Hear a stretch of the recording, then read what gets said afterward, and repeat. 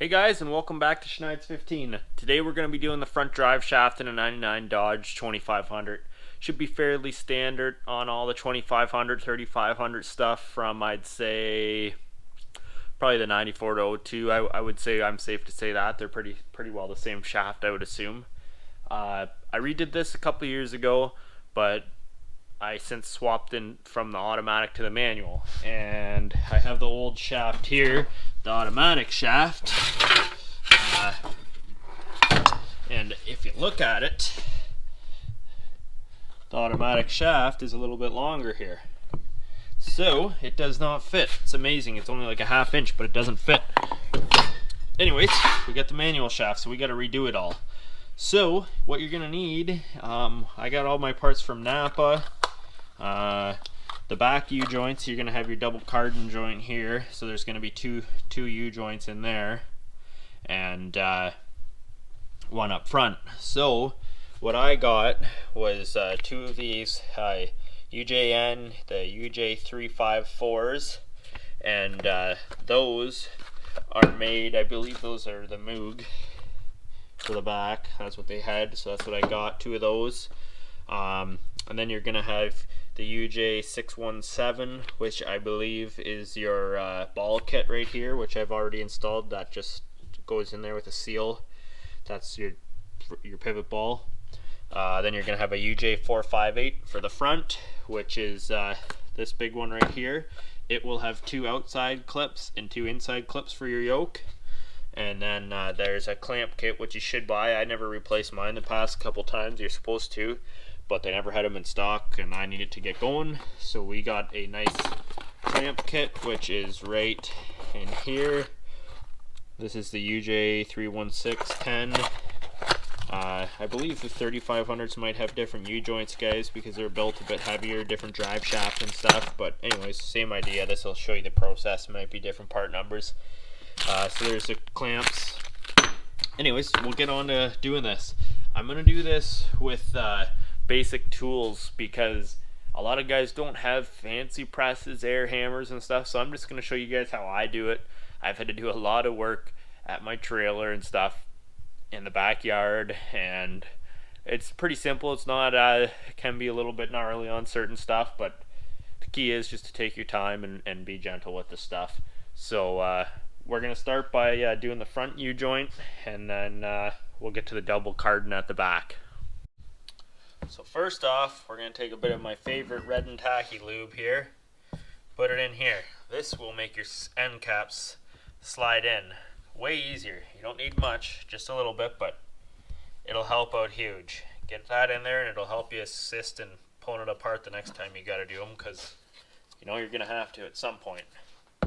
So we'll take out the U-joint here. There she is.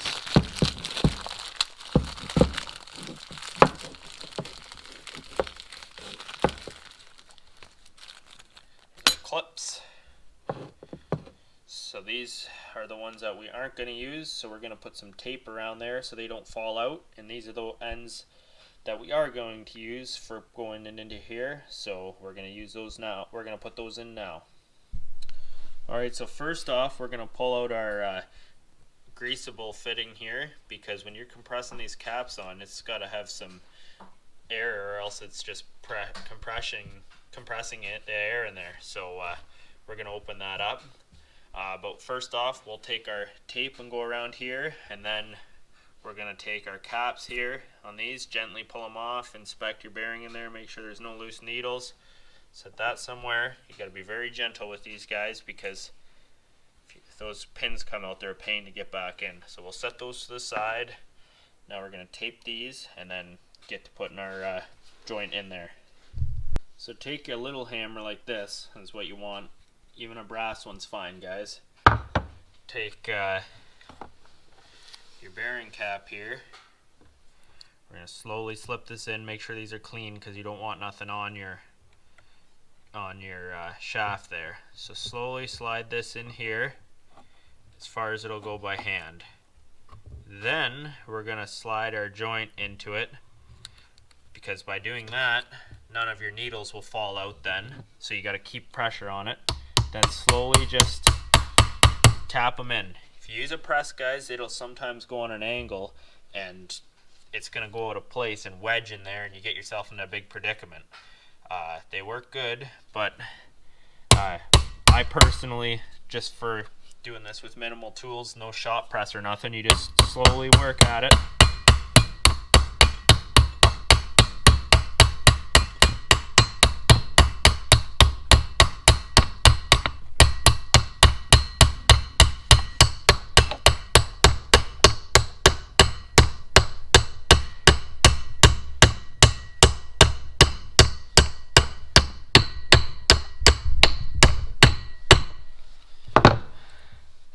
Then once you get it in that far, you can take a actual socket, because you don't want to damage your ring where your groove sits, and just start tapping that.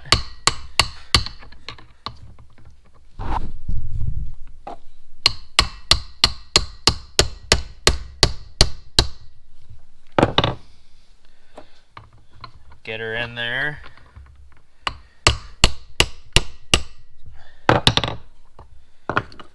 As you can see here, I usually go past, see how deep that's in there? I go past there just because when I flip this over, I'm going to make sure that there's no dirt in there. There's a bit, because that'll ruin your U-joint really quick, guys. So we're just going to take a rag there and clean off this dirt that fell on there. Yeah, it's wiping off a bit of the grease, but that's fine. It's better than having dirt there. We can put grease into them anytime. So now you can see your U-joint can move up and down here like this. And you want to take your other cap. I like to go on the side, because if you have this upside down, there's a chance that these needles will fall out. So be sure that you're not coming out all the way on this side. You got to keep it in there because of so your needles don't fall out. You can start that in there. There, I felt it go past the needles. Now this is a tricky part. You got to kind of work at it while it's kind of centered on this one and this one at the starting, so the needles don't fall out of each cap.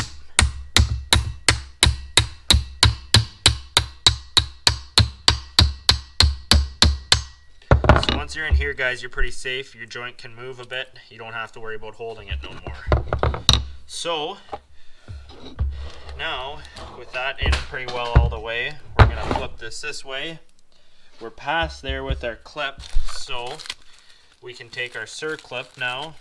You got your two insides and your two outsides, so we want the outside ones. We're going to take a set of pliers, just needle nose, work on these. Get it in there and push on it to make sure it's in the groove. So right there, if you spin it, I always make sure that it's in there because you don't want these flying apart. So right now we're in there. I'm gonna just spin it a bit just to be sure. And you can take your pliers and go around the edges just to make sure it's in there. But we know it's in there now. So that one's in there. There's a bit of play, so our U-joint has to come this way. So this is where the banging starts. Flip this over. Get our socket on there.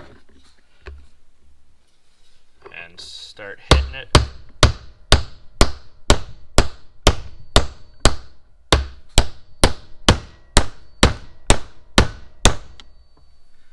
So you want to be fairly gentle.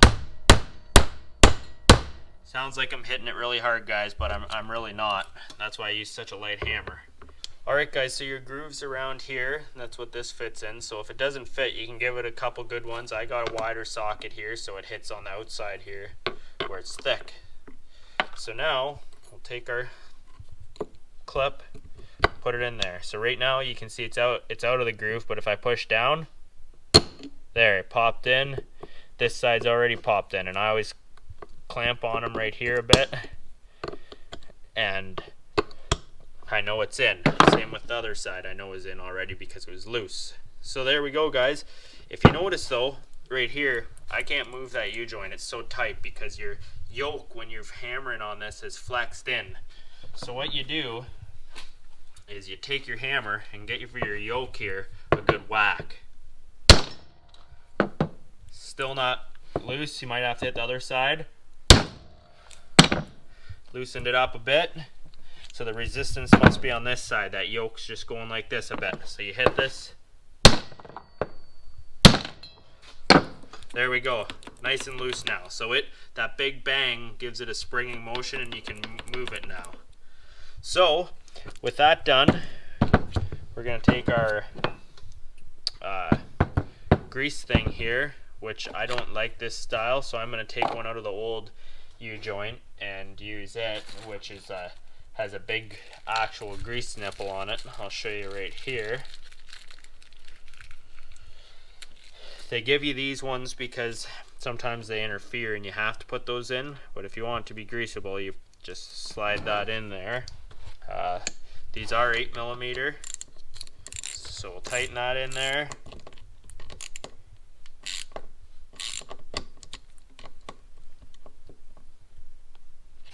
There we go, she's bottomed out. So once it's in the truck, guys, I'm just gonna make sure, oh, there we go. Now it's bottomed out. So once it's in the truck, guys, make sure it's not gonna interfere with this one shouldn't up front because we don't have so much moving like the back. But grease it once it's in the truck, because if you grease it now, all the bearing pressure is gonna be here and you're gonna have a bitch of a time to get these back on. So get it in the truck and get it in place. And you can put these on now. I'm not gonna until we get to the truck. They just simply slide over there, but I'd have to remove the tape and I don't want to have a chance of these opening or falling out. So anyways, we'll move to the back. Alright, so with our back, with our Cardan joint here,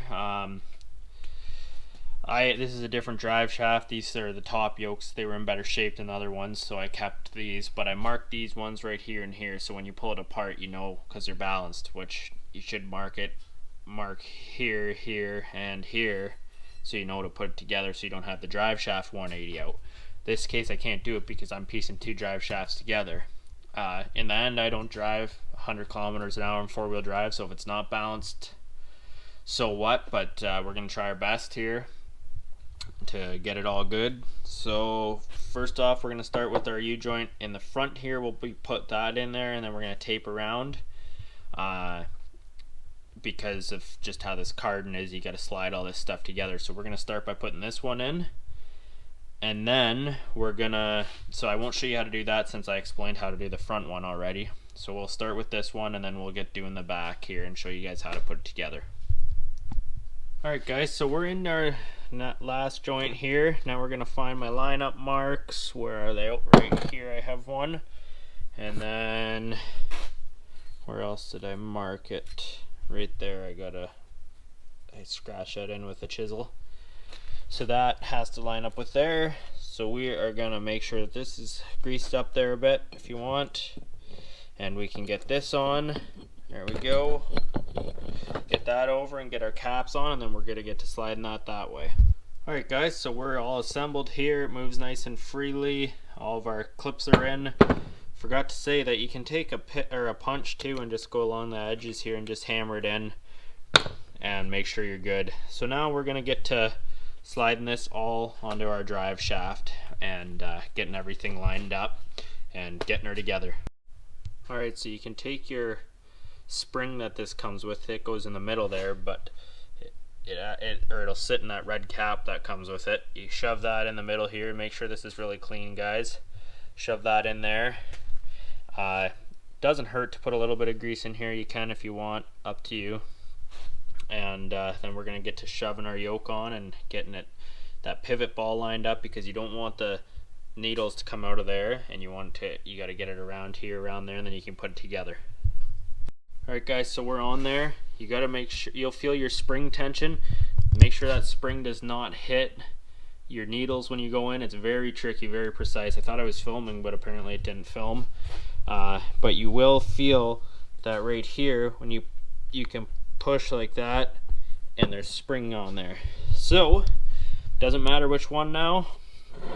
Get this thing tilted, get an end cap in, do the other side, and we're done. Alright, so our last one here is a little tricky. What I was going to say, guys, you flip this socket over, flip that over, and you can use a press here or a C-clamp. Most guys actually use C-clamps. I've just run into so many troubles using them with stuff getting sideways. I prefer to just take my time with that little hammer. So right now we're just going to compress this together and then get our clips in. But if you do run into a jam, you can use these, or you can use them all your time. Don't hack me up in the comments because I've used a hammer the whole time. There's nothing wrong with it as long as you aren't hitting it hard and damaging your caps. That's just my way of doing it. So anyways, we'll compress this and we'll get our clips in. As always guys, thanks for watching, and please give the channel a like and a subscribe. If my videos interest you, please click on my channel and check out my other videos.